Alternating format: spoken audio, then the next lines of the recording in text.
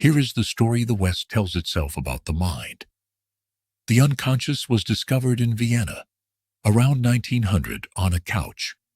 A doctor listened to his patients, noticed that something underneath their words kept surfacing without permission, and gave the deep layer a name. Before that, the story goes, nobody knew it was down there. It is a good story. It is also off by about 14 centuries. In the 4th century, in northwest India, two monks, Asanga and Vasubandhu, built a working model of the mind's deep layer. They had no patients, no couch, no case notes, no clinic. What they had was a method, decades of watching their own minds, with a patience that is hard to imagine now, and a community of people doing the same thing, comparing notes, arguing over the details. Out of that observation, they assembled a map of consciousness with 8 distinct layers, including a deep one that stores everything you practice and returns it to you later, whether you asked for it or not. If you have been with this channel from the beginning, you already know most of this map. You know the loop. You know the rendering. You know the seeds. You have been handed the pieces one at a time, in plain language, but without their names. Tonight, the pieces go together. Tonight, you get the whole building. And if this is the first essay of ours you have ever seen, that is fine. The building explains itself. You do not need the earlier episodes to walk through it. You need about 15 minutes and a willingness to consider that the most detailed map of the overthinking mind was drawn 1600 years ago by people who never heard the word psychology. Picture the mind as a building with 8 rooms. Roughly, this is a map, not an anatomy, and we will come back to that. But picture it. The first 5 rooms are the senses: seeing, hearing, smelling, tasting, touching. In this system, each one counts as its own consciousness. 5 separate channels, each doing one job.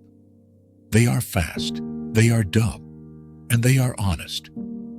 The eye consciousness sees color and shape. It does not see your ex's car. It does not see proof that you embarrassed yourself. It sees color and shape and hands the data upstairs. The senses do not worry. They have never worried. Worry happens on the floor above them. The 6th room is the one you live in, thinking. The voice you call me thinking. The one that narrates, plans, replays, compares, forecasts. The tradition called it alaya-vijnana, the mind consciousness. For most people, this is the only floor of the building they know exists. When you say my mind, you mean this room. It is loud, it is articulate, and it takes credit for everything. It is also not where your problem starts. The 7th room is the loop. If you saw our 2nd essay, you have already met it. It is a process that runs underneath thinking full time, without breaks. It takes the deep layer of the mind and continuously constructs a self out of it. Me, mine.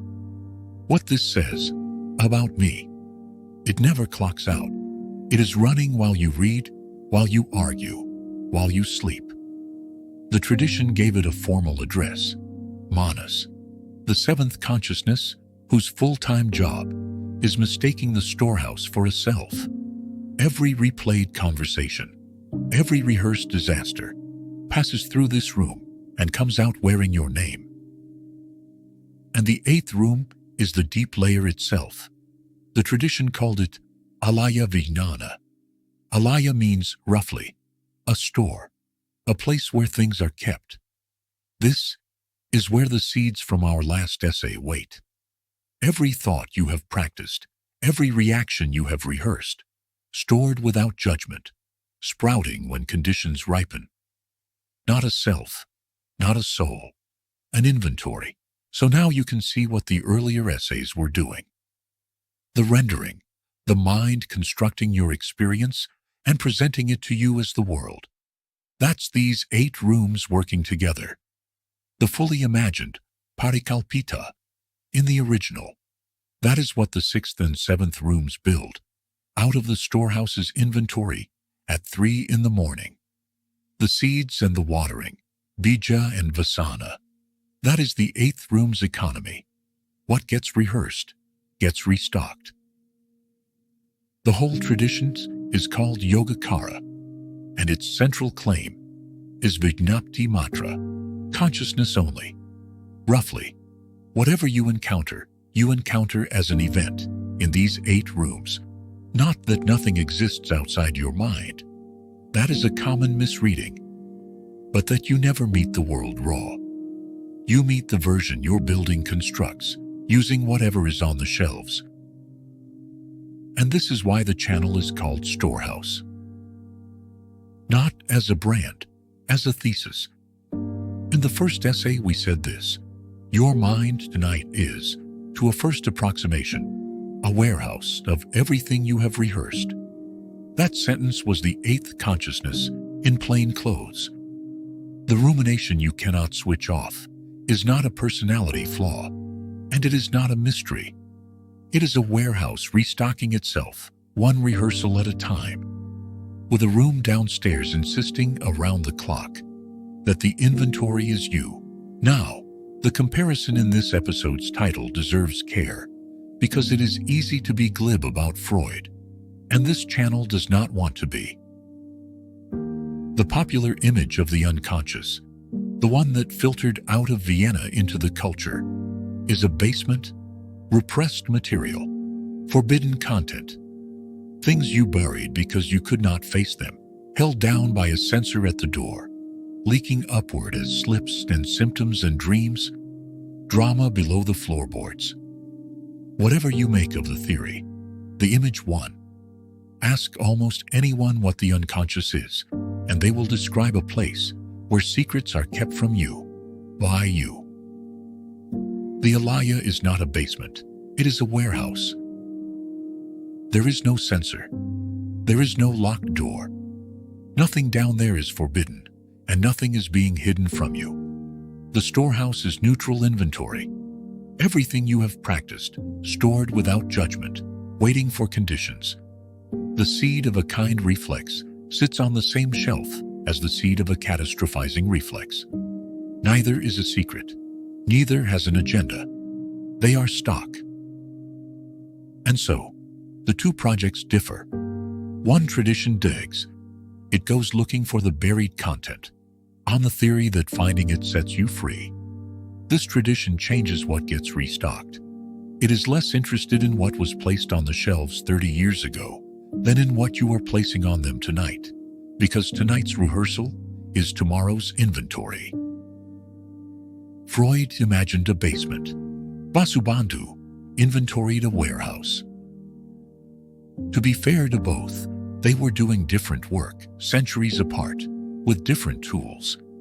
And the fact that two traditions independently concluded that most of the mind operates below the part you can hear should make you take the deep layers seriously.